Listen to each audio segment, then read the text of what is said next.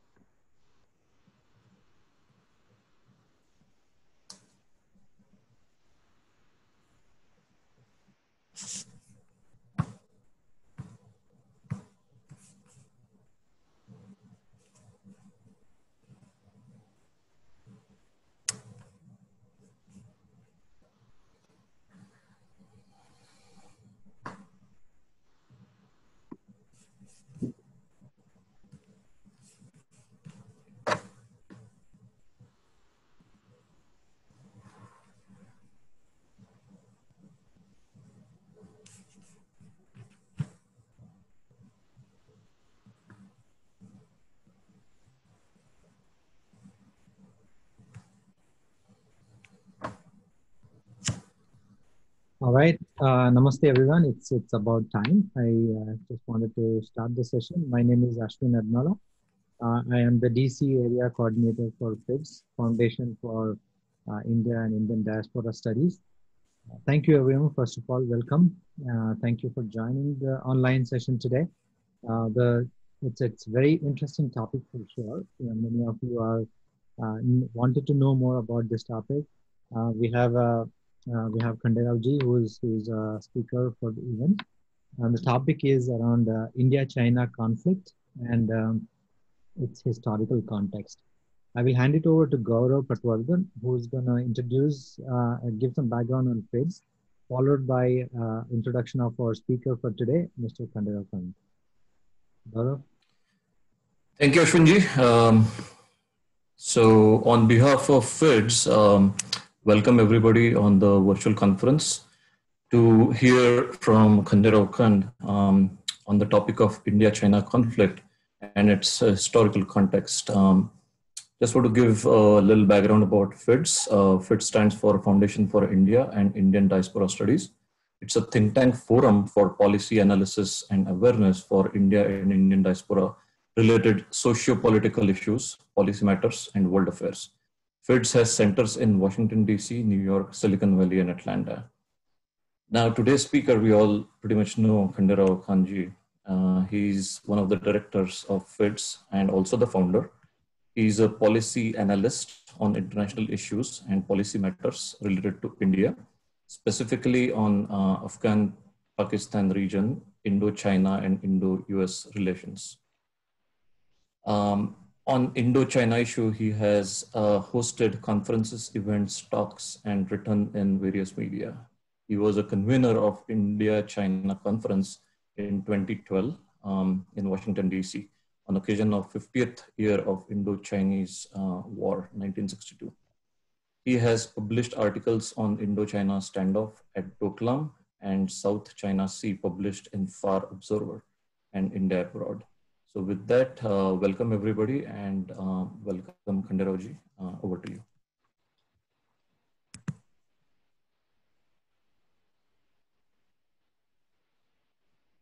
Khanderao-ji, can you hear me? Yeah, thank you. I'm just starting sharing.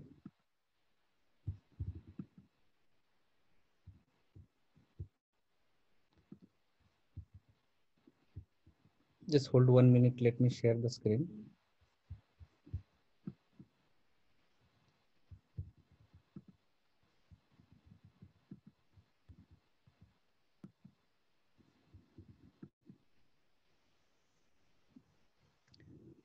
Hello, everybody.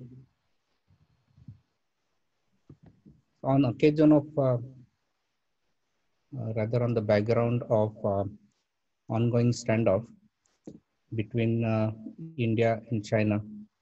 So we have this event. Just hold on, am I echoing, I guess?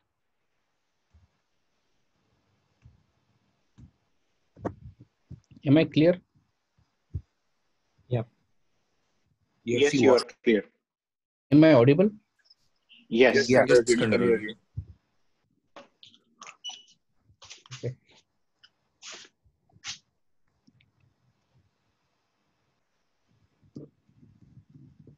So last almost 2 months, there has been ongoing activities on India-China Ladakh region. And it started with the news coming up in the month of early May that Chinese incursions had been reported and some activities ongoing in the region. And then, of course, there was some Indian responses immediately, and that it was much more localized news coming up. And then almost last 2 months, it has been going on. It also resulted bloody conflict on the June 15th, where 20 Indian soldiers died and about 43 Chinese soldiers died. And the standoff is still going on. Hence, we thought that we can have this talk. Essentially, what we see is that a lot of people, including Indo-American, then also second generation who has not seen the first war between India and China, have not studied the history, lack the context. So it's important to just go through that, understand that what is going on, what is the context behind that, why it is happening now, and what could be the next one. So today, a lot of things to cover in a very short time. I'll be covering 2020 conflicts. It's happening in the Galvan River, Panga Lake, Hot Spring, Desbang. Then there is why these locations are important. There is some historical background behind that. We can go through that, and then some of the in between few conflicts that we can go. Infrastructure built up on both the sides, and followed by the some discussions.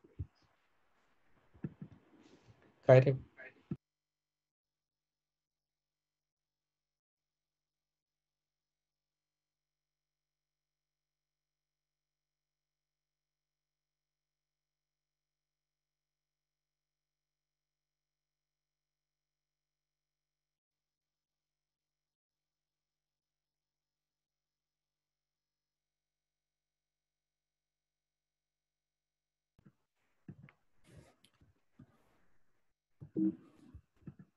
Yeah. So this is the map of India. So India has 7 neighboring countries and also Sri Lanka. Major disputes are with China, and on the west side with Pakistan. So we'll be talking mostly related to India, China. The India's border is based on what British defined in 1947 when India became independent. Khanderao ji? Yeah. Are you sharing? Yeah, just hold We on. don't see any map, anything. Yes, it's visible. Okay. Yeah, I think for remaining discussion, you can keep mute everybody, and then at the end, I will take some questions and we can have more discussion. Thanks, Suki, for bringing it up. So this is the map of India is as defined in 1947 when India got independent from British. India has neighboring countries from Pakistan. As per the map, it also had some border with Afghanistan, but since Pakistan occupied Kashmir, and also after the Aksai-Chin got invaded by China, we don't have that touch. But then we used to have Tibet as a neighbor, but now it is a China, Nepal, Bhutan, Myanmar, and Bangladesh. And we have Sri Lanka in the south side. So the most of the conflict, as I said, they are on the west side with the Pakistan, and then with China on the northeast side of it. So it'll be, when we look at the China, so China has direct neighbors, and almost all the neighbors China has conflicts. So they go from whether it is North Russia, Mongolia, Taiwan, then Laos, Philippines, of course, India, Myanmar, almost all of them. And the major dispute for China is in the South China Sea region, which is another topic of discussions, that China is building artificial islands and military base around that area, and it is a major contentions is ongoing. There was an international tribunal which has ruled against China, but China didn't accept that verdict. And because of that, Vietnam, Philippines, and many other countries which are in the vicinity of that South China has these ongoing issues going on. And that's one of the more flashpoint, which is of the international attention, including ongoing activities or ongoing presence of US Navy in the region, and also recent Australian naval attention to that area. So it is a ongoing area.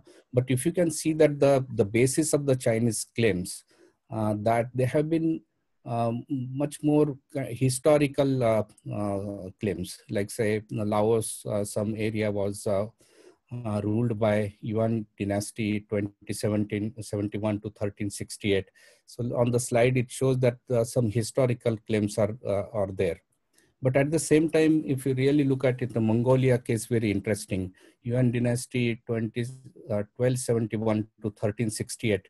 But interestingly, China was actually ruled to a certain period by Mongols. Now, whether we can extend the same logic, who owns based on the dynasty, that can be a questionable thing. But you may have heard the Genghis Khan, but his I think grandson, Kublai Khan had ruled China.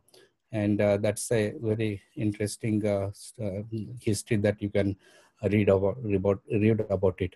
So India and China, we always hear that India never had war with China before 1962, and then a friendship, and there is a influence. Yes, India did carry a significant influence in terms of the cultural influence, and not only on the China, in terms of Buddhism and also other cultural aspect, but also to the far east of that region itself. But there is a one important aspect that we need to understand, that there was never war between India and China, that there was a Tibet in between, and most importantly, Himalayan region. So whenever we say that a Chinese tourist used to come, or the travelers came and visited India and then noted few things, but they actually came from the Khyber Pass. Most of them, I think, except one, almost all of them had to go all the way to the north and then towards the east, and then come via current Afghanistan, which is the Khyber, and enter inside the India. So that way, no way that invasion could have come, or conflict directly between China and India. So that rule got changed in 1950. So we need to understand history of Tibet to understand what had happened. So Tibet was the neighbor of India. So Tibet, the nickname is the roof of the world. If you look at it, that even the Chinese references, it called as a Tubo in, I think, the 7th century. And Tibet has a very long history, starting from 2nd century or even 500 BC. And there were ongoing kings and empires till the time, and then when the Buddhist influence started, it was Buddhist and Mongolian, both the religions and both the cultures presented were present in Tibet.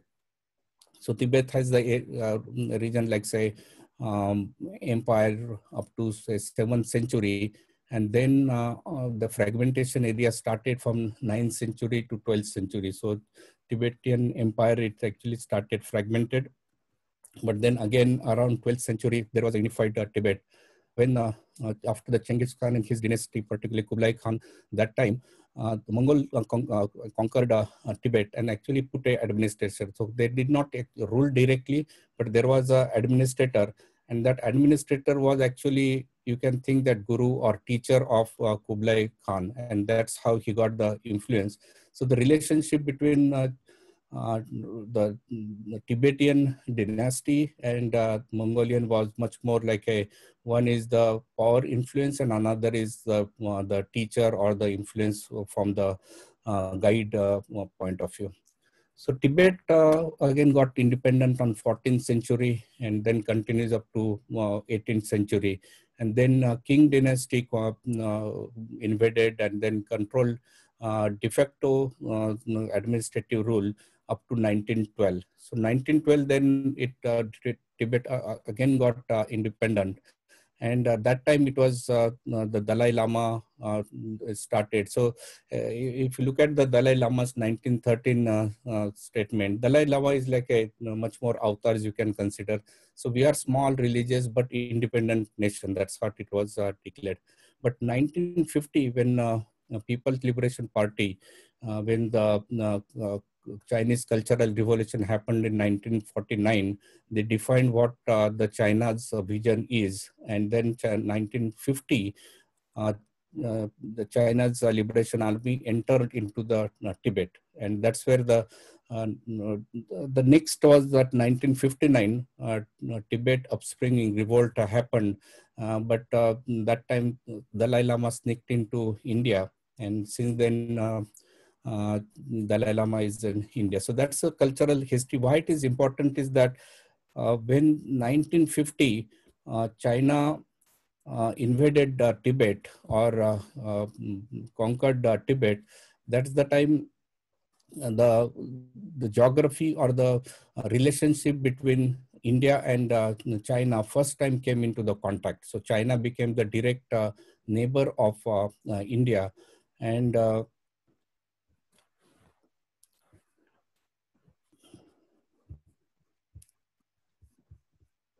so this is the slide which shows that Mao's the thinking behind China as a one empire, and Tibet is a palm of China, and it has 5 fingers from Ladakh to Nepal, Bhutan, Arunachal Pradesh.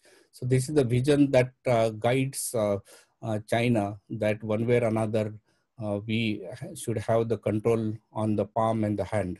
So that's the thought process that behind that the broader Chinese empire, at least when it comes to the Indian region. So now I would like to come to the exact details about what are the border conflicts are there. So Indo-China border disputes, if you look at it, that on the Ladakh side or the north side, there is a Aksai Chin, which is marked as a red. So in 1962 war, which I will be going into details little bit later, during that time, China invaded India, and it took control of the region called Aksai Chin, which is marked as a red. There are some other areas of dispute as marked, but if you look at that, the Indo-China borders, there are 3 parts. One is the western sector, which is about 1500 kilometers, which has Ladakh. Then it has the central sector, which is a Himachal Pradesh and Uttaranchal, like say Pithoragarh and those areas. So that border is relatively, or rather the most peaceful. There are certain areas of still conflict, but not the active flashpoints. And then the eastern sector, which on the east side of Bhutan, actually starts from Sikkim, because west side of Bhutan is a Sikkim. Sikkim used to be a separate independent autonomous nation, but under protege of India. So India used to handle the foreign relations and used to give the military support. And in 1975, Sikkim had a referendum, and then it became part of India. So that complete border is about 1325. So same type of a coverage India gives to Bhutan, and that's why when the Doklam standoff happened, that's the time India actually entered into that conflict that we can discuss a little bit later. But to a broader level, there are 2 bigger flashpoints. One is that Aksai Chin, which is actually controlled by China, and then Arunachal Pradesh, which is claimed by China, but it is Indian territory. So let's drill down to the Ladakh region, which is the area of interest, current interest. Is there any way this my complete screen is not visible? Ashwin, can you do something? We can see your screen, complete screen on the... Oh, complete screen? Okay, that's good then. I thought that it's not visible. Okay, so India-China region, if you look at it, there are this map on the left side. The dotted line, it is a border as per 1947. That's India claims. Then these 2 points and this line, these 2 points are the petrol points that China had established in 1959. So that's why this line goes between that. The most important is that in 1951, China started constructing this road, which is shown as a orange color here, which goes here across Aksai Chin, connecting to Lhasa. It is actually connecting to, I think, Xiang province from north west of China to Lhasa. And this blue line is the line which actually line of separation between China and India as per the 7th September 1962. So why this 7th September 1962? The war happened later. The war happened from October 20 to November 20. And then the border got redefined. So the actual line of control is like this. The one this is claimed by China. So in this, there are few more important points of the current flashpoint that we need to pay attention to that. One is that Pangong Lake, which is over here. This is one of the major flashpoint currently happening. And then there is a Galwan River. So this is the valley. So these are the 2 important flashpoints we'll be discussing. But very higher level, we need to look at that what are these lines and what are these backgrounds, borders, etc. The first thing that India's border, that is a Johnson line, which is defined in 1865. Kashmir's king had a fort in Shahidullah, which is almost 80 miles or rather 80 kilometers above this. So 1893, there is the Chinese official showed that Aksai Chin is a part of India. That time it was the British India. So time to time before the British India, it was first the Sikh empire had ruled, and then Gulab Singh, who is Maharaj of Kashmir, so had that Ladakh as a part of that territory. After 1911, China continued to accept Aksai Chin as a part of India. And then after this 1949 Chinese Cultural Revolution, when China invaded Tibet in 1950, 1951, China started building the Xinglang Lhasa road. It was a stone mud road. And in 2013, that is just 5 years back, it was actually constructed as a asphalt road. So the second border between India and China is the what it used to be called as a northeast front. In this case, which much more Arunachal Pradesh. And that's the border was outlined by it's known as a McMahon line, and it was in a treaty between India and then it was Tibet, because China was never India's direct neighbor. So between India and Tibet in 1914, Simla Accord got established. So it was a British India and Tibet. And Henry McMahon, who was the foreign secretary of British India, he had negotiated. So that's why his name was given. As per that border, Arunachal Pradesh is a part of India, and it is part of India in governance also. So China's even first premier, Zhou Enlai, in 1959 had accepted McMahon line as a LSE. However, in 1962 war, China invaded this region from various paths. One was through the Tawang, another Welang, and there are multiple entry points. And it came almost 20 to 40 kilometers inside Indian territory. But then China retreated back to the actual current line of control, which is the McMahon line in 1962. That also shows that China at that point agreed that it is the actual McMahon line is the actual border between two. And these are not just some lines. Typically, when the borders are outlined, there are certain geographical consideration also. So these are the Himalayan ridges. So based on that, this border, either they are typically mountain ridges or rivers. So that's how the borders are constructed, except for the populated areas. So most of these Indo-China borders in the Ladakh region and also in the Arunachal Pradesh, they are either very mountain, like a Himalayan ridges, or a very difficult terrain, barren lands. That's the area, at least in the Ladakh region, that we can go through that. So one important development recently that Modi government, when came into the first power in 2015, started preparing a report about the infrastructure development between in the region of the Arunachal Pradesh, particularly in the border region.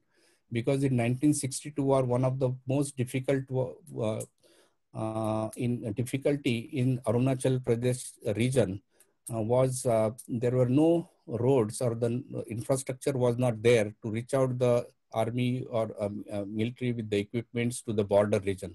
So one of the initiative in 2015 is taken is to construct a road between Tawang and Yashpur, which is almost near to the Myanmar, so which is across parallel to the McMahon line and much more closer to the McMahon line. So that work is started, proposal in 2015.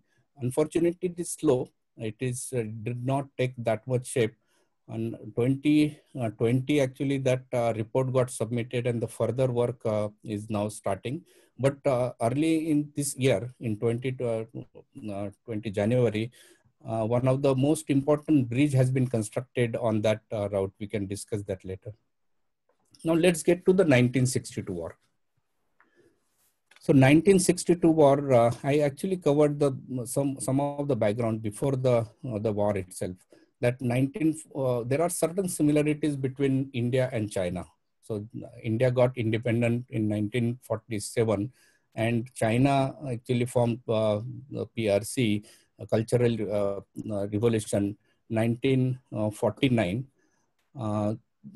China, as of today, is much more economically strong and developed. But when in 1949, China was not that developed. It was highly populous and larger territory. However, it was to a degree in Second World War. Japan has invaded China completely. So China was in the receiving end up to that. So both of the countries, you can think that they started on the same ground.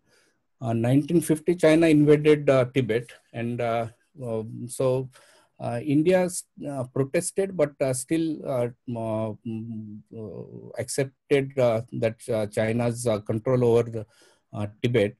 And India first Prime Minister Pandit Nehru, he had a philosophy much more socialist and much more in a way you can think that in illusion that he as a Shanti Dut or the peace messiah, and India as a result does not need any army. So he had some vague notions around what the foreign policies are, the military requirement of the nations are considered, etc. 1955, India and China, essentially under the leadership of Nehru, started Panchashil had accord a Panchashil agreement for the peace treaty and started a mantra called Hindi Chini Bhai Bhai.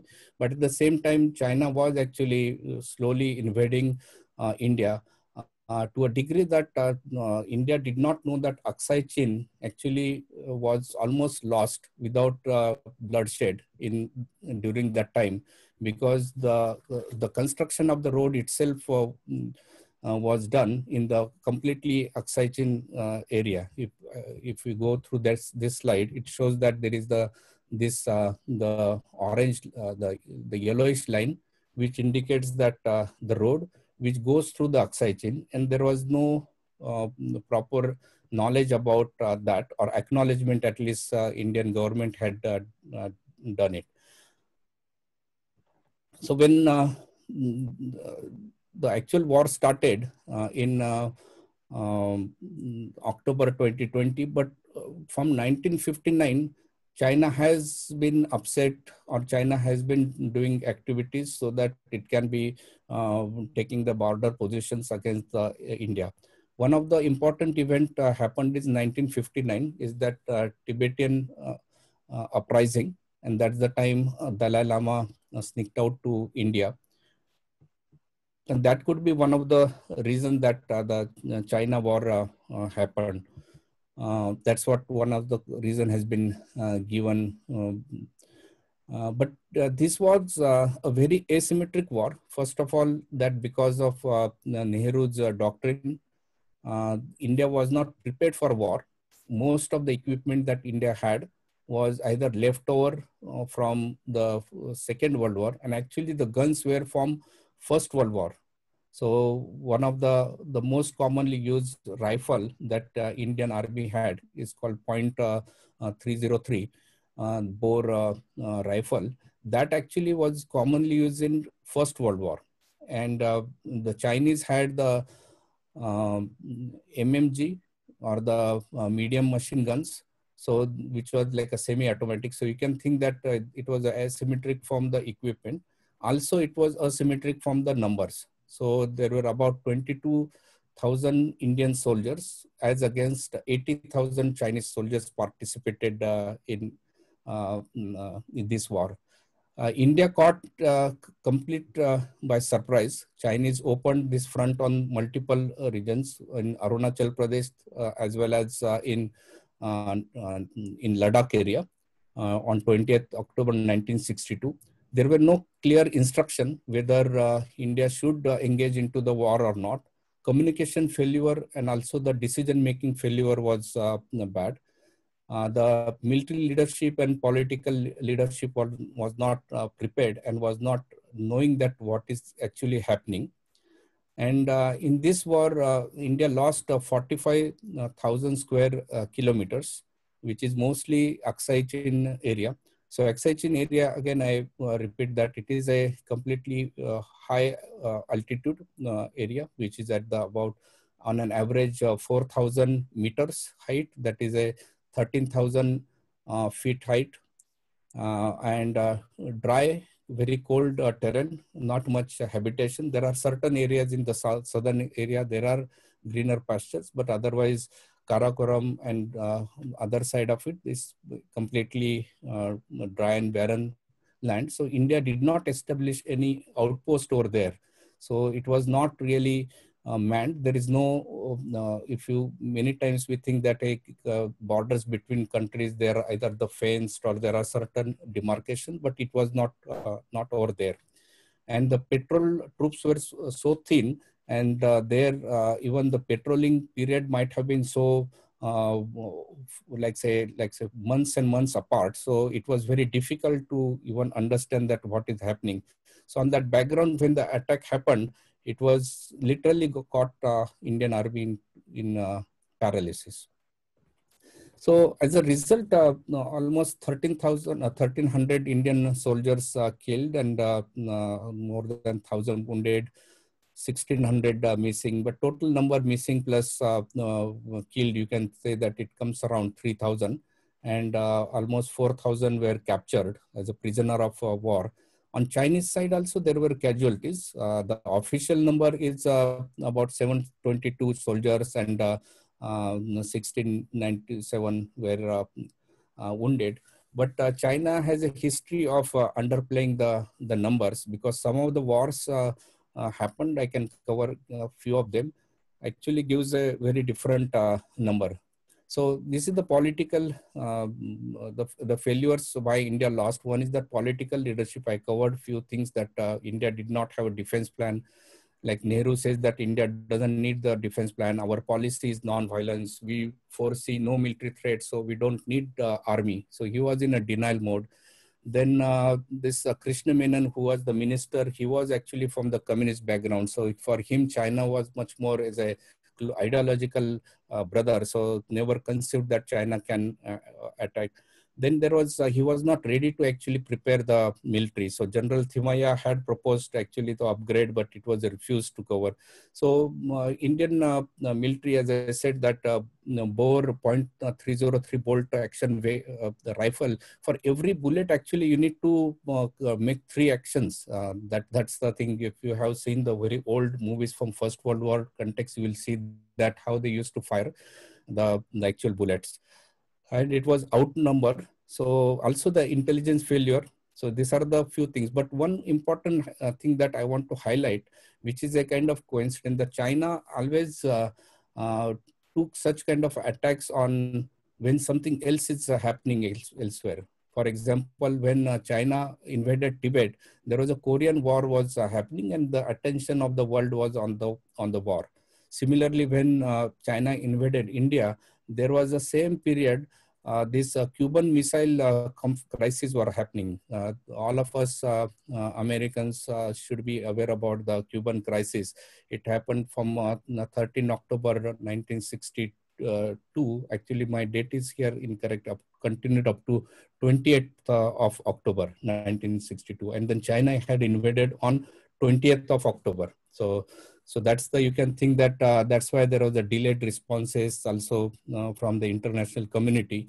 And when the international community started engaging, particularly US, then China unilaterally announced the ceasefire. And as a part of the ceasefire, China went back to LAC in northeastern Nepha area, but continued to control Aksai Chin area.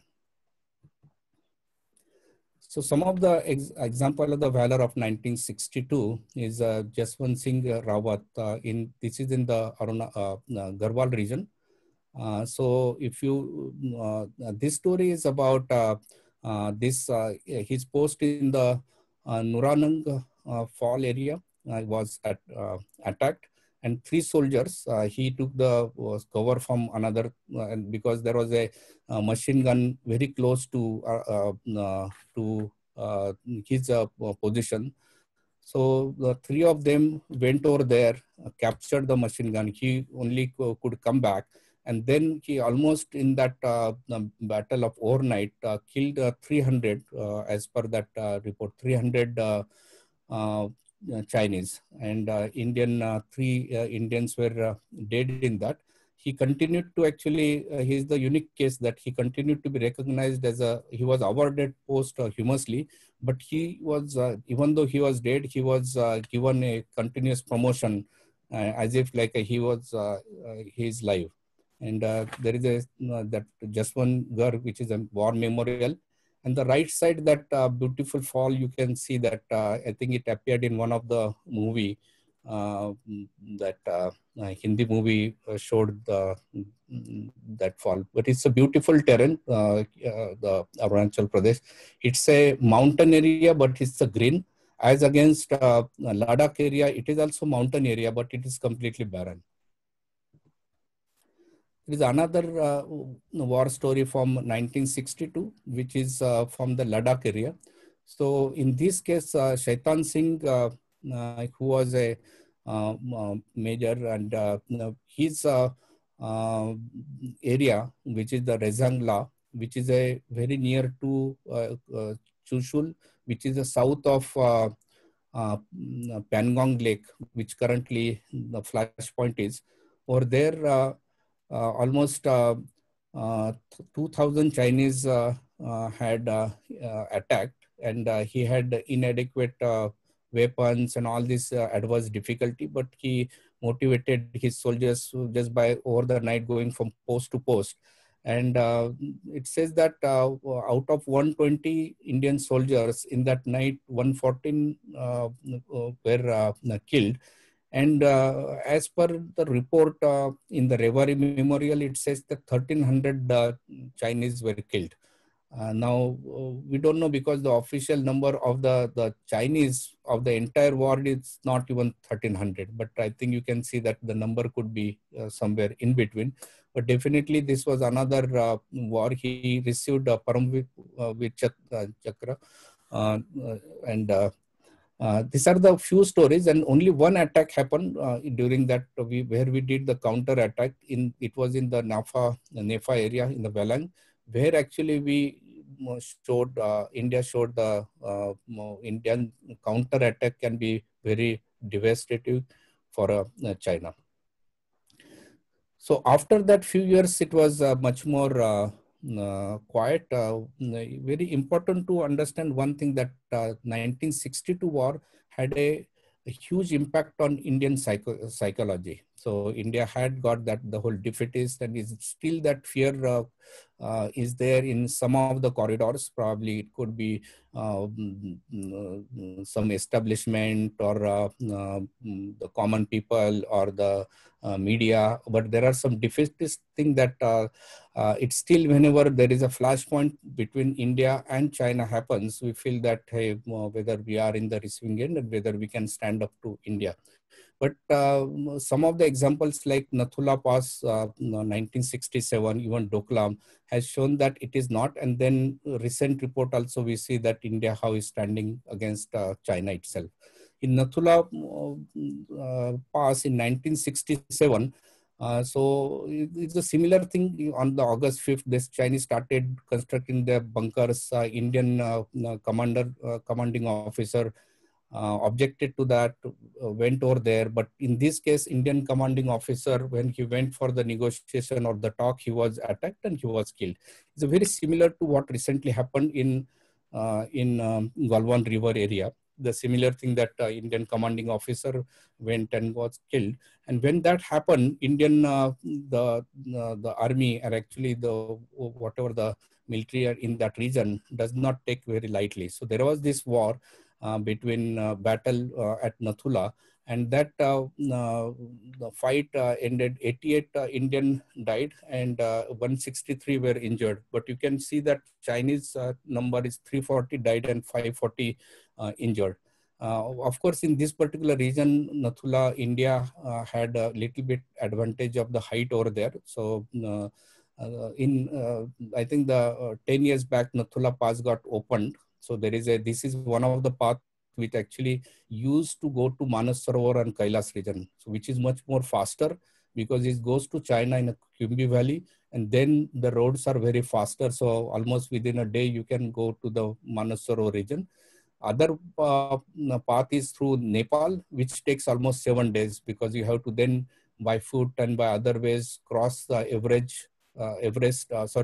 the Himalayan ridge to enter to other side and go to Manas Sarovar. So this is one of the path which is used to go to the Manas Sarovar and Kailas region. Now 2017, and in between the lot of these treaties, visit of Rajiv Gandhi, and then Chinese premium, and then all the treaties, etc. I will skip that. Essentially, we established certain rules of engagement. One of the rules is that we will not attack each other. No bullets will be fired, and that's the reason that we can see that during current conflict also there were much more bulletless conflict. Even in the Doklam region in 2017, when China actually started again the constructing, the same like Nathula Pass, they started constructing the roads, etc. With the bulldozers, and then India actually stand up. This region is in the area where it is Bhutan's territory, but it is very important. One is that Bhutan has objected. To Bhutan, we provide the military support and foreign policy support. So that way, Bhutan does not engage directly to China or any other country. So India does on behalf of Bhutan.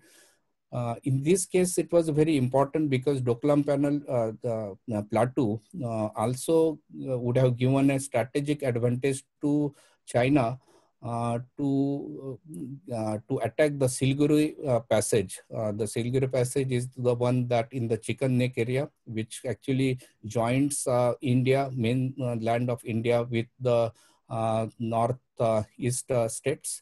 It goes, it's a very small passage. So that could have got attacked, and that could be a problem if anything happens in Arunachal Pradesh or that region. So it was very important to hold up. So India stood up to that. It was a 72 days of face off, and then Chinese actually backed out into that area. And after that, again, 2019, that is even last year. So there are always on the border side, some issues happen. So now I'm going to the last concluding section, not in the concluding section, but the main topic of our discussion, that what's happening now. So I'm again visiting the same map of Indo-China Ladakh region. By now, you might be familiar with all these, some names and some of the border demarcations. So just to recap again. So now again, according to 1962 war, now this is the actual line of control, which goes through the Pangong Lake here. You can also see that some areas from Hot Spring, which is currently under the another flashpoint, Galwan Valley. Then there was some report that Despang Plains, where Chinese has established some camp. They already have a camp, and there is a camp on India side also, very next to. So they are mostly watching each other's activities. Then there are radars from China also, and recently in that region in 2013, India actually reactivated DBO airstrip, and which can land C-190, which is a Hercules airplane, which can carry military equipment as well as military personnel deployment. And then that goes to Karakoram. So right now, what I would like to mention is that we constructed a road which connects Darbak to almost it can go to the north side. It goes to Dibio, that is the Daulat Beg Oldie, and that goes parallel to this Shok River, which you see in the left side. So this is the Shok River. So that's and this road directly can connect to Karakoram. So that is one of the worry that China has, that India can put a pressure or can take a military action around that area using this DBO road. So this DBO road is on a plains, so very high altitude, but they are capable of landing the fighter planes. So that's very important to note that. Now, hybrid map of this 2020 flashpoint, if you look at it, this is the Aksai Chin area. This is a India claimed border. This is a border that China claims. And 3 points that we need to see: Pangong, Hot Spring, and Galwan. Rather, 2 points we'll discuss more in details. So this is the Google map. Just I took today morning. So this is if you can go to Google satellite view, you can look at this Galwan Valley River. So this is the Shok River. And if you see here, this is the DBO road that I'm talking about, which is very important. It just goes to the banks of this river. And this is a Galwan River. It takes a L shape here, turn. And this line is actually Indo-China line of control, actual line of control. So this is the Google map draws that. And if you really pay attention to this particular area, that's where you can see that the whole current flashpoint and all the details will go through that part of it. To understand that, again, this is at around 4,300 meters, around say 13,000, 14,000 feet. If you have done heights, you know that you need to be acclimatized to go to that region. Otherwise, there will be water in your brain and your chest and all these things. You will have the health issues. So you need to, you want to reach to that altitude, you need to be preparing. It's a low oxygen, dry, very cold, barren region. The Galvan River itself is very cold, and the mountain is treacherous. The river to certain points is a shallow, and certain points is a very rocky and goes deep. If you fall into this water, chances are very high that you can die either by getting hurt by the stones or by the cold water itself. And then the distance between this flashpoint and this DBO road is almost like a 4 kilometers, 1.5 miles. So it's very important, because if Chinese can get into this side, and if they can get into, they can effectively put a pressure on the DBO. It can come into the firing range of the Chinese position. So currently, if they follow this is a almost 1,000-meter height of a mountain over here. So they don't get any advantage unless they get into this other side of it. So they need to probably even 600 meters they can come further. They would have some strategic advantage. So that's why they are much more coming further. So China, though this is a border, China did not have any people posted here for, they used to come to patrol, but it is not effectively manned border. So in the month of May, they started building when the ice melts. That's the time the action happens, and that's the time when Indian patrols noticed that the Chinese started building the presence. So the most of these activities were on this side, which is on the Chinese territory. They constructed the roads, they constructed mud bridges. They had actually the bulldozers and all these equipments to reach out to that area. So from this point, about 9 kilometers away from this point on Chinese side, China has its own base camp, which was also not that much manned and developed. So they recently built up the infrastructure over there, and then constructed the roads. At some point of time, early May, they had actually blocked the water. So water actually flows from here to this direction. And so they had blocked the water. Probably it could be temporary, or we don't know. There are some people say that India might have busted the bridge and the dam, but most likely it was to reduce the water so that they can do some construction and construct the road both side of the river itself. That could be one possible. Another could be that theory. Someone said that it could have been established and India busted it. But we can see that in the month of May, early May, satellite images shows that less water, but in recent, it shows again full water.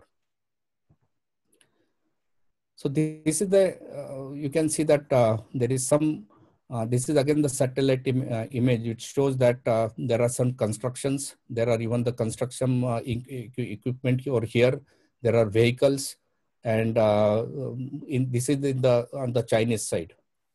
And when it started, India actually started building the similar thing. So India is not like was not aware. I don't think that it was the case that India was not aware about that. So India started building. Only thing that you can see the pace of development in May to June, so 2 months, China developed this very rapidly. They established the mud road on both sides, and built the trenches and tents and camouflage them. And actually in this area they did not camouflage. Rather, you can see further that their tents are in the pink color, and probably they wanted to just get noticed and make sure that everybody knows that Chinese presence is over there. So it's typically, otherwise they would have kept somehow camouflage or at least in the color of the terrain. So after noticing this, there were some tussles, and then there was on the June 6th, there was a military level discussion, and it was agreed that both will do the disengaged, and the Chinese troops scaled back. But as Ashley Tellis, American expert, has called out that even though they goes back, that construction what they do, they will always keep it there and it will be handy. In this case, actually pullback was just it's a stage show. It was just to show that they are going back, but they again within a few days came back. when Indian Petrol again mid next week noticed that China started the building the tent, etc. That's the time on June 4th, our Indian platoon went there and had some fight. The next day, the senior officer, that is the commanding officer from India's side, Santosh Babu, he with a platoon, he went over there to basically again to take out all this construction and re-establish the boundaries over there. But they were attacked brutally in a way that Chinese seems to be, they were prepared for the attack. There is this club with the nails you can see. There are also reports that Chinese engaged some martial artists. They were recruited and deployed in this area. There were also some swords-like weapons. India had this bonnets and I think other weapons. So these are the fierce fight on 15th. It started in the evening. It continued till the midnight. And this is again the very treacherous area. It is as if like you go to some kind of a hike, hardly 1 meter. Sometimes if you're lucky, there is a 2 meter, but 3 feet to 4 feet, that could be the pathways over there. And fall of say 100 to 200 feet going directly to a cold river. So a lot of Indian soldiers actually died by falling into the river. On China side also, there was a fall of there was a mudslide, and that mudslide killed a lot of Chinese. Chinese, of course, they are not acknowledging the actual number, but that's the reports from many sources coming. It seems that the actual the India side, there is a mistake here that there are 50, not 500, and then about 200 soldiers from China side actually fought in that particular night. So that was the most bloodiest fight since 1967. 1967 is the one that Nathula Pass battle happened, and this is the second one. Since then, there are different level of discussions, etc. So I will not go much deeper into that. So what are the details and who does that? But you may have seen that recently India's Prime Minister Narendra Modi visited Leh, met the soldiers, and also declared that this expansionist strategies or the policies won't work, they will be failed. So that was a direct message to China. It will also moral booster to the India soldiers, but most importantly, it shows that India is actually prepared. So a lot of people had this question that how much India is prepared into this fight. So this is the construction. It shows that on the right side is May 22nd and left side is June 22nd. So there is still this tents are out there. Left side you can see. But this I have shown this the line of control. China now wants to consider this river, whatever the mark could be the line of control. But this portion actually in the Indian territory. So Indian army did enter into here and then did the destruction, and that's where that the whole fight had happened. So there seems to be some de-escalations after that. But most importantly, you can also see here. There is this line that shows that the wall that Indian forces constructed. So they are mostly the defensive wall over here. I was talking about the water. So there used to be a bridge here between these two. One larger bridge, one small bridge. They are not there. Either got destroyed or got under the water. We don't know. So this is the China side. So a lot of reports on our side only talked about the China side preparedness, but this is from the China social media. On the left side top, you can see that the India side built up, which is the cul-de-sac, then supplies and Indian road network built over there. And then there is a camp, which is a very strategically location because that campsite does not come into the attack from the place where China is actually built up the tents and probably might have put some military equipment. It doesn't come over there. So this is the camp you can see over there. In 72 hours after the flashpoint, that is after the 15th of June, India constructed this road, the bridge, which is a 60 meter bridge, which is around little bit left of this area. So that is on this particular river. So that provides us, it is for both personnel as well as some military vehicles. It can go on that. So it was a very rapidly constructed. This also puts a top view on the mountain top. So India has a strategic advantage on the top. So on this side, only India side tracks are over there. And this is the image from the Chinese commercial satellite. It shows that how India has built up, and this probably could be about this region, how India has built up its camps on this side. So what is China gaining out of this one, right? So it's essentially China is established a presence which was not there. They used to patrol, but this part was not, they did not have a post. India had in fact a post over here. So China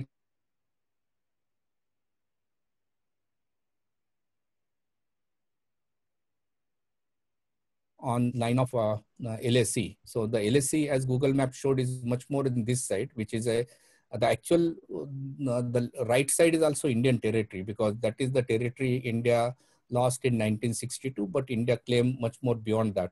But China is now trying to push into this area, which is shown as the red dotted line in this region.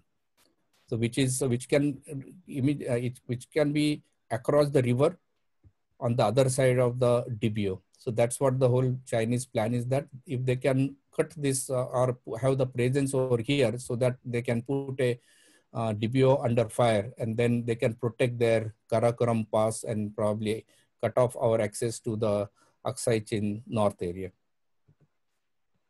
So very summary on the Galwan River. So both sides now built tents and walls and trenches and LSCs. So both sides are match up. So India and China are both match up on the both side. India side camps are there along the river 5 kilometers, and then China has the 9 kilometer. India has some advantage because there is a DBO which is much more closer, and then FP15 which is also very closer to this one.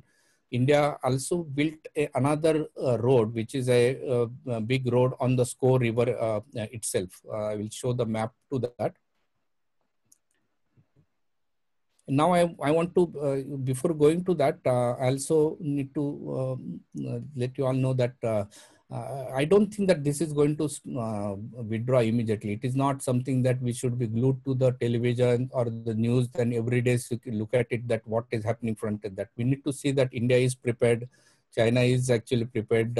China got surprised to see that India is well prepared in that area.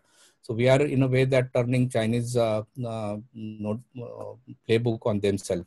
So long story short is that presence may continue, and it can only be resolved by some political discussions or diplomatic negotiations at the higher level, and not at the ground level at the military level, though the discussions will continue. Now the next flashpoint is a Pangong Lake, which is one of the most beautiful lakes in India. If you go to Ladakh, it's a must watch. Most of the tourist sites advocate to that, and it's a blue water lake, probably like Lake Tahoe or something, which is near to us. This is another aspect, is that it's no micro vegetables, etc., no fish. Because of that, there are no much life inside that water itself. Some of you may know this scooter, etc., from a movie. So there are shooting just like Nurangan. There is also over here. Again, resetting back to understand the geographic location of this Pangong Lake. So Pangong Lake is here in this south. We looked at the Galwan River this side. This is the way, and this is the Google map. You can see that, go to satellite view, and you can look at this Galwan Lake also. And you can see here, this is the mountain, and there are certain ridges are there. They are called as the fingers, which is a the mountain expansion into the water itself. So I wanted to now go through these details though, because those who are interested in the little bit further details on that, they always hear that finger 5, finger 4, finger 8, etc. So this is the mountain, and that mountain has this ridges entering inside the water. So each one of them, starting from here, they are named. So this is a finger 1, this is finger 2, this is finger 3, this is finger 4, 5, 6, 7, and 8. You can see here, and this is again, this is the Google map I actually expanded and printed today. So you can see there is this line which is going from this ridge, finger 4 over here. So that is the line of actual control as per this. However, the claims are different. Now, entire area, of course, as per India, it is a part of the Aksai chain. So it is part of the India, but lost territory. From the actual line of control point of view, China has been having base at finger 8, and India has a base at near to finger 4. It is between 3 and 4. If you expand this area, you can see a dot from the satellite view. Now, this side is, India side is very deep water, treacherous the mountain, very slope. On right side, you can see that there is a beach-like area here on this. So this is the area where China built up the road, which is a almost 8 kilometers road, and they have constructed, fortified this area, particularly between 5 and 6. This area you can see, there are some images we can show. This road construction has been there. Even last year, there were reports between that. So for example, many of you may have seen this video getting circulated, but most of the times video gets circulated, but without the timestamp on it. But if you see the Shuth Arur's tweet, it is in 2017. So August 2017, this tussle had happened, and that was between the 4 and 5. There is that beach-like area. So mostly it happened around that. Indian claim is that up to 8, there is always, there are 2 types of petrol by foot, and then petrol by boats. So boats definitely happen. Foot also used to happen, but in last, I think, couple of years, probably there might have been a lot of tussles there, because China's presence and camps and fortification is increasing there. Rather, it is a much more higher. My image got, I think, one on our, this another image shows that there were Chinese Humvee type vehicles, and they were pushed back by the Indian military. So that is the region over there. And the right side, what it shows is that this is the finger 4, which is at the border. And this is the, if you expand the area, which shows that the nice slope marine kind of things. So that's the area where you can see both construction and some mud road over there. So access in India side is very treacherous, so you won't see the road, but this is the area that India has the post. So what we are seeing now from the reports is that there is a Chinese, they have established a presence higher up in the mountains, and that is giving some strategic advantage to China. And that could be one of the purpose that China has done in this case. So Pangong Lake summary is that China built moat-like structure between 4 and 5, essentially fortified. Typically the construction over there at the FP point is that much more just a tents or some not solid structure, but they have established a fortified structure in that area, which is alarming. Then they have that almost 8 kilometers mud road between FP8 and 4. China built up camps, tracks at the higher mountain, and India also expanded the presence over there. So India matching the investment, the people investment and the infrastructure in that area. Only thing that very less thing that you can, or we can hear from the India side. So that's one thing I missed to tell. It was there in the slide. This lake is pretty big. It is actually from it goes to all the way to Tibet. It is 135 kilometers long. So it's pretty much almost 80 miles long, and its maximum width is 5 kilometers. So almost like say 2 miles, you can think of it. So that way, China can enter into this region without means by boats also. So that's so they can do the rapid development, etc.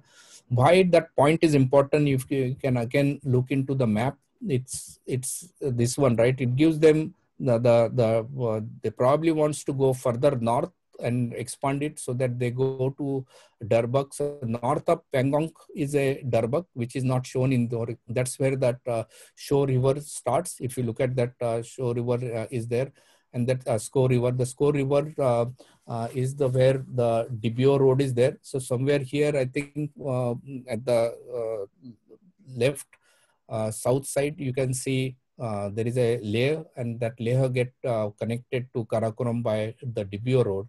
And again, the same path for all these Chinese flash points. What we are seeing is that it is a much more coming further. So this is the camps various aligned they have done up to the Galwan River is to create a pressure on the DBO or bring the DBO in their firing range. That is could be one thing. Second thing, that advancing their claim on the line of actual control, so that they keep on doing that. So that's why that they never sit on the define the demarcation and agree on that. And even though there are agreement, you cannot be sure that that agreement can be honored by the future leaders of it. So that's the sad part of it, you can see. So this is a last slide. I will just put that some thoughts and we can open for the discussion. So there are various thought process or the questions that people have been asking. What could be the reason and why now, right? And why so much aggressive this time? And is it business as usual? Because though we do not hear much, there are always some flash points and fights happen on the border between the patrolling troops. You may have seen lot of videos in the past that they use abusive language, hurl stones, and all sort of things. So is it just that and just went something haywire that someone just killed something and then it just triggered, or there is something much more serious is there? There are a few things that China definitely seems to be strategically try to keep it at the local level, saying that it is a local thing, and also at the higher level claim that China army, China people have been peaceful, they have not been aggressive, this is our area only. That's the same repetition you can hear all the time. So everything as if like it is in their territory. India army, whether army or the local patrols are aggressive unnecessarily, they should be controlled. So that type of language is that there is a particularly this case. The flashpoint, unlike Doklam, which was in one particular area, Nathula Pass, again the same thing. It was at one particular area. In Nathula Pass case, there was another one after a few days in the north, some 10-20 miles. But mostly it was very localized. But in this case, you can see that the multiple 4 at least places, and there is also another report that Despang plain, which is north near to the Karakoram, south of Karakoram, alongside of Dibio. So there is also some presence over there. So is it a business as usual? So it said that it is more serious than business as usual, because you may see that India has increased the military presence over there to match the presence on the China side. India is actually deploying, whether they are tanks or whether it is a fighter planes. India is actually focusing on that. Prime Minister Modi's visit assuring more action and presence, and also giving free hand to the military. So are the multiple things you can look at it that India is not taking it lightly. Though prudently, India's leadership has avoided direct taking China's name or the direct allegations, not to have that escalation, to keep the door open. So probably they can have that negotiation there. The possible reasons, there are multiple. Initially, people are saying that whether it is China wants to deflect from COVID-19. I put it as a low priority. Second thing, because there are multiple things can be deflecting from COVID-19, including the Hong Kong recent thing. And then there is a continuous activity in South China Sea. Then another reason has been given is that there is some internal power struggle in China, and China's President Xi Jinping is under pressure to prove that he is delivering onto the vision of China, or he needs some decisive action so that he can have some win.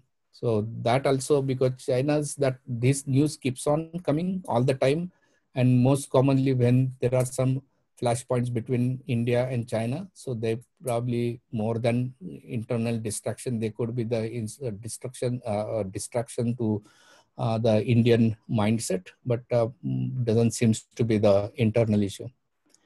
One of the thing also can be contributing is that August 5th operation of Article 370 happened, reorganizing Ladakh region as a separate union territory. And that also defines, again, Aksai Chin as a part of India. Subsequently, of course, China, it didn't go well with China, and China objected. Subsequently, our external minister visited, and there are some discussions, and probably it didn't escalate immediately, at least to the surface level. However, in that, as I showed into that video in 2019 video, there has been increased activity by Chinese military on the border in that area.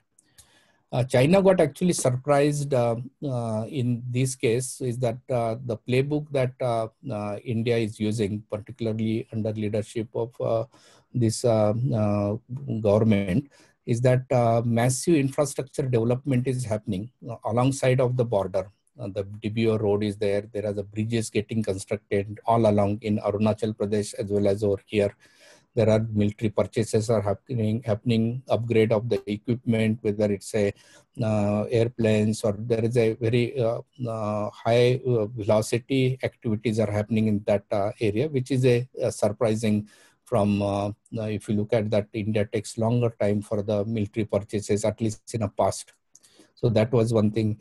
In 2019, I mentioned that Daulat Beg Oldi Highway got completed, which actually connects Darbak or Leh to Karakoram Pass. So that's a very strategically important highway, and it can land fighter jets. But we also need to see that India is not doing just alone. China is doing the same thing, rather more infrastructure getting built on the China's side. China is building a lot of military bases, the road reaching to the borders, etc. So India is matching that, so that, but that still it's not going that well with China. But it should be expected that India as a nation need to do that, and will do that, so that it would be a new normal in this situation, that it will, India particularly currently, at least in the next 5 years, will make sure that we can see a huge infrastructure built up in Ladakh region and also in Arunachal Pradesh area into that.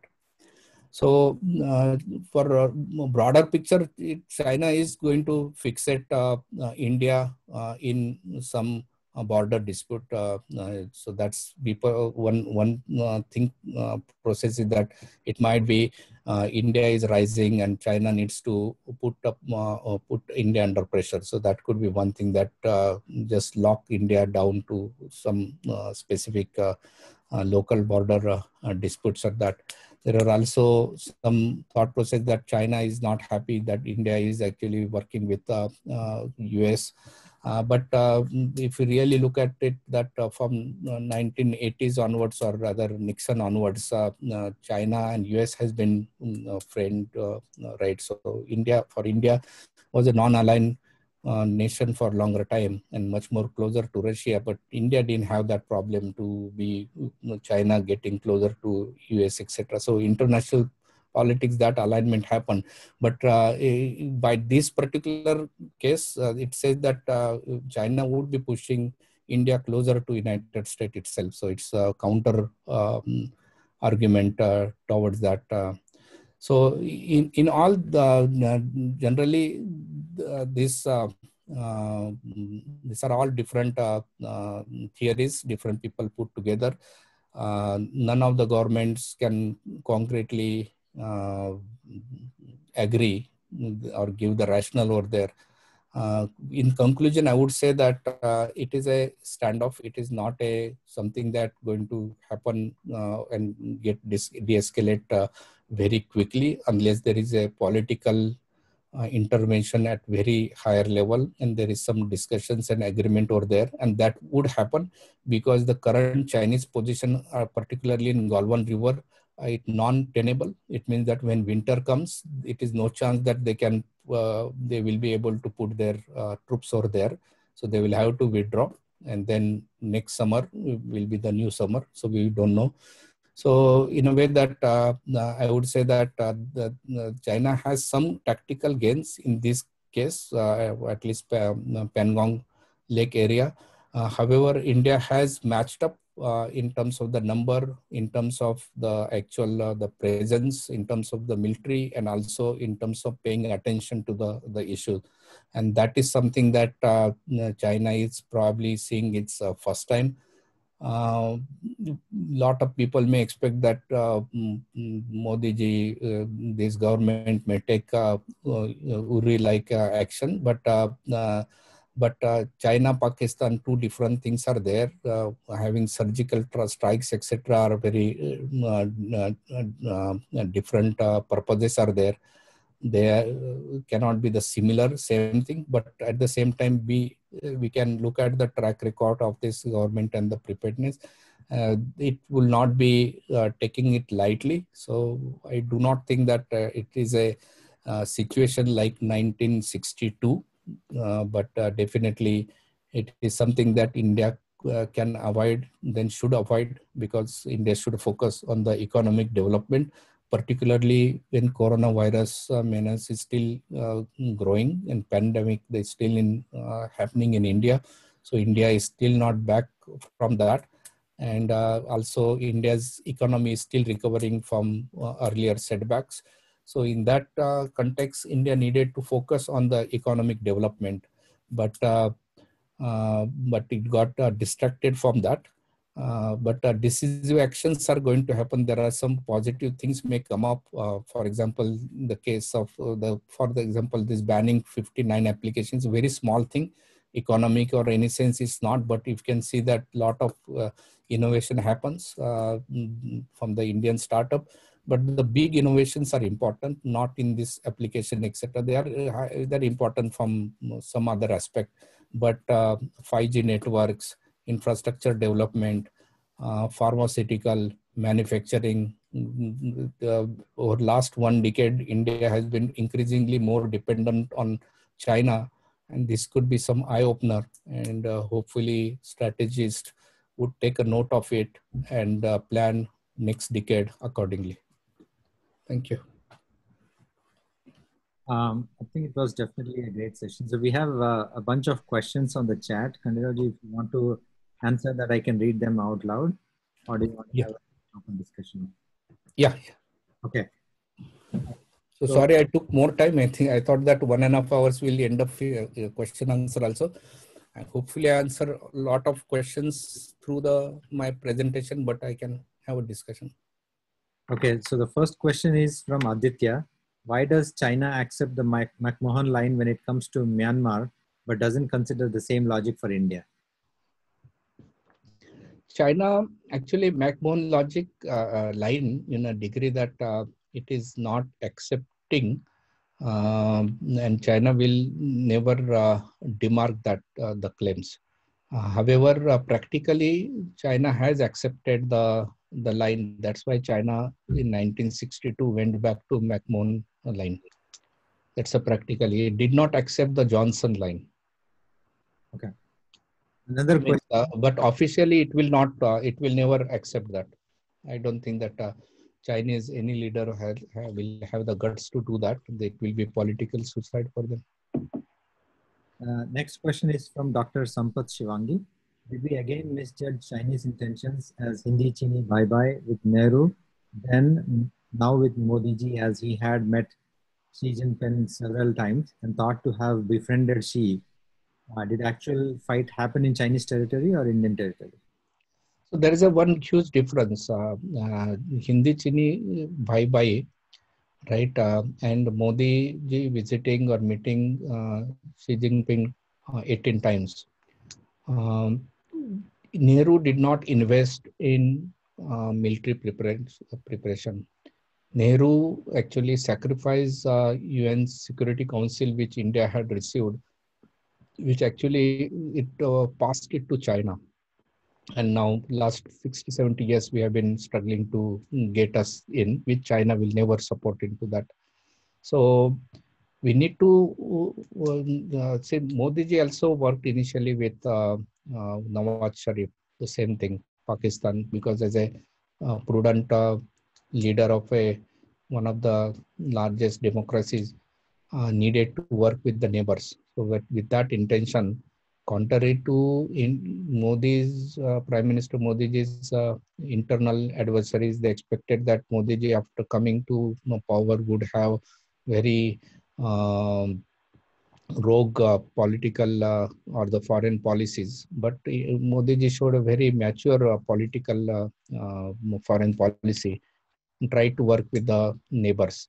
But when you can look at that, it gave chance to Pakistan. But when Pakistan did not react properly, in that case, then Modi ji took the different stance. And so the same thing is there with China also. It is important to establish China as a good friend, have a good trade relations, have a stable thing. For any country, it is important to have a peace and that build the strength and prosperity. You should only fight when you are ready. You should not fight to get defeated. So that preparedness you need to, it's a prudent thing. So it's nothing wrong. I don't see that there is a correlation between that. It's a preparedness what Modi government had done for last 5 years. That is what actually caught Chinese leadership in surprise, military as well as political leadership. Nehru in Doklam, would he have done the same thing? That's a question that you could have asked, even right now. So it's a huge difference in both the handlings. So I don't see that it's the same path. But yes, we need to give that chance of friendship, extend the hand and try to work. And I still feel that if India can work it out, that some way, but still keep herself up, be prepared, that would be a prudent thing. The extension to that question is, did the actual fight happen in the Chinese territory or Indian territory? So if you look at it, that the line of border, if I had drawn, there is a yellow line there, which is based on the Google map, which is actually this one, right? Which actually shows that on the right side of that yellow line, there is a passage of about 75 to 100 meters. You need to understand that what is, when we talk whether it happened in Indian territory of this one, we need to be very get into that context. It is about 100 meter, let's say that, which is a land, which is a at the corner is a continuous one side of that river, and that river takes a bend. Other side definitely is India. This side, that 100 meters is actually part of the India, but China had put some tents over there, which this Santosh Babu and the Indian platoons entered. There was a bridge there. Currently, whether that bridge is underwater or it is actually destroyed, we don't know. But the recent image shows that the tents, etc., have been destroyed from that area. So fight, in my opinion, happened in that particular 100 meters,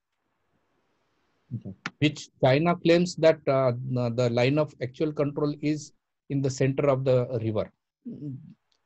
But now they extended almost to the Shok River. That's a different thing. But if you think from China's point of view, it comes from the mountain ridge, or the where that the tributary of that Galvan enters into the Galvan, that the L section triangle, and it goes through the water. If you go with that logic, then it happened on Chinese territory. But if you look at that, how that Google map extends that line,